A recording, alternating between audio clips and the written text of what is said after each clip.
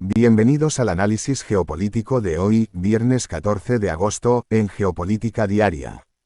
Por primera vez desde que comenzó la invasión rusa a gran escala, un país miembro de la OTAN dice haber frustrado en su propio territorio un intento de asesinato ordenado por Moscú contra un ciudadano con pasaporte estadounidense. El episodio, revelado hoy en Varsovia, se conoce apenas horas después de una nueva explosión en una planta de municiones europea que abastece a Ucrania, y coincide con un día en que Washington y Teherán vuelven a disputarse públicamente el control del estrecho de Hormuz, mientras un nuevo terremoto en Colombia reabre la pregunta de quién decide cómo se gestiona la ayuda internacional.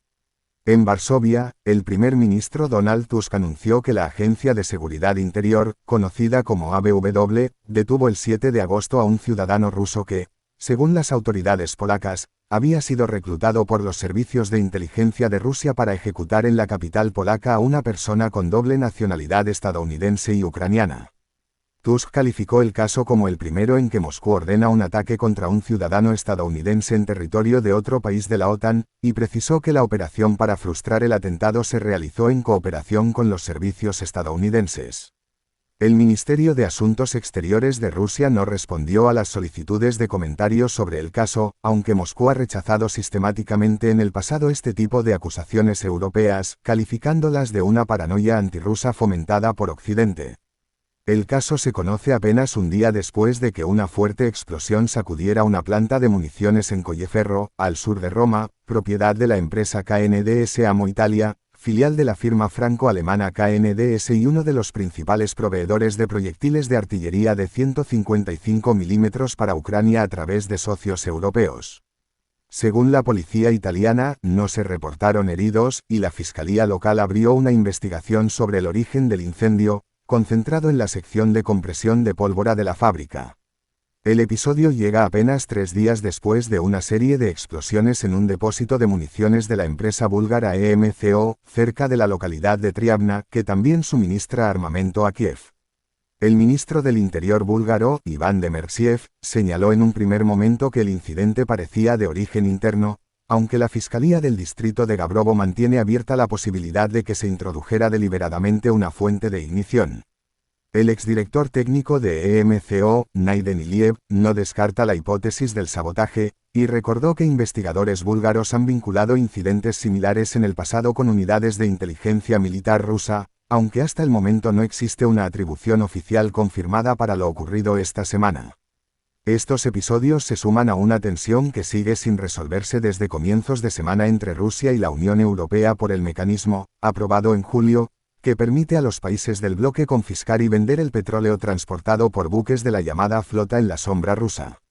El presidente Vladimir Putin advirtió que Moscú respondería en especie si Europa aplica esas incautaciones, y el Ministerio de Asuntos Exteriores ruso acusó a la Unión Europea de usar de forma ilegal la misión naval Irini para intimidar al transporte comercial.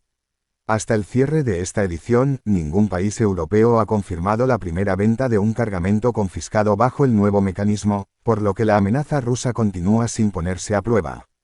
Mientras en Europa se acumulan episodios de guerra encubierta, en el Golfo Pérsico la disputa por el control del estrecho de Hormuz volvió a subir de tono de forma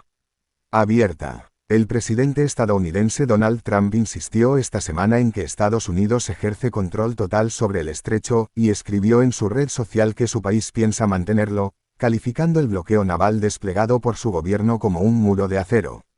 La Autoridad del Estrecho del Golfo Pérsico, el organismo que Irán creó para gestionar el paso de buques desde que comenzó la guerra, respondió que las declaraciones repetidas de funcionarios estadounidenses no cambian la realidad, y sostuvo que el estrecho permanece bloqueado hasta que se acepten las condiciones iraníes. El jefe de la fuerza paramilitar Basij, Hossein Taeb, fue más allá y afirmó, según recogió la agencia semioficial iraní Fars, que el estrecho está bajo control y administración de Irán, no de Estados Unidos. Datos de tráfico marítimo de la firma Kpler muestran que apenas 8 buques cruzaron el estrecho el martes, la cifra más baja desde el 5 de agosto y muy por debajo del promedio previo a la guerra. A la disputa se sumó esta semana una demanda de compensación por parte de Irán, después de que su Departamento de Medio Ambiente reportara manchas de petróleo en la costa de la isla de Qeshm. El portavoz de la Cancillería iraní, Ismail Baqai, atribuyó el vertido a un buque granelero extranjero y preguntó públicamente quién debe asumir la responsabilidad de reparar el daño, si las naciones que consumen la energía barata de la región, las aseguradoras navieras o quienes han convertido el Golfo Pérsico en escenario de operaciones militares. Hasta el momento no se ha identificado de forma independiente al buque responsable del derrame. La misma lógica de escalada unilateral se repite un poco más al oeste del Golfo, en Gaza, donde el ejército israelí puso fin esta semana a una pausa de más de 7 días en sus ataques directos dentro del territorio. El jueves, un ataque con dron mató al jefe de la policía civil de la ciudad de Gaza, el coronel Jamal Abu Kamil, e hirió a otras 2 personas, mientras un segundo ataque el mismo día alcanzó un vehículo en Han Yunis que, según el ejército israelí, buscaba eliminar a un comandante de Hamás que preparaba un atentado contra tropas israelíes. El Ministerio del Interior de Gaza rechazó la versión israelí y afirmó que Abu Kamil cumplía funciones policiales sin vínculo con otras actividades. La pausa había comenzado la semana pasada por presión de Washington después de que el primer ministro israelí, Benjamin Netanyahu, rechazara públicamente el plan de 15 puntos presentado por la llamada Junta de Paz liderada por Estados Unidos, al exigir el desarme completo de Hamás antes de cualquier repliegue israelí. La misma negativa a ceder posiciones se repitió esta semana en el frente libanés. El ministro de Defensa israelí, Israel Katz, visitó el sur del Líbano y afirmó que las fuerzas israelíes permanecerán de forma indefinida en la llamada zona de seguridad, así como en posiciones dentro de Siria y Gaza, e instruyó al ejército a prepararse para una presencia prolongada en la zona. Un funcionario del Departamento de Estado estadounidense respondió que una presencia militar permanente en el sur del Líbano no es compatible con los compromisos asumidos en el marco firmado entre Israel y Líbano, y recordó que ese acuerdo prevé un repliegue escalonado condicionado a la verificación del desarme de Hezbolá.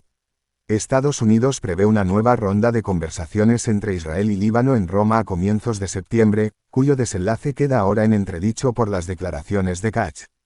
Lejos de los frentes con presencia de grandes potencias, la guerra civil en Sudán, calificada por Naciones Unidas como la peor crisis humanitaria del mundo, registró esta semana un salto de intensidad. Las fuerzas de apoyo rápido, conocidas como FAR, lanzaron por segundo día consecutivo ataques con drones contra la capital, Jartum, después de que el miércoles una oleada similar alcanzara los barrios de Omdurmán y Bahri, además de la ciudad de Atbara y la disputada El Obeid, capital del estado de Kordofán Norte, donde los restos de un dron caído mataron a 2 personas, según fuentes médicas locales.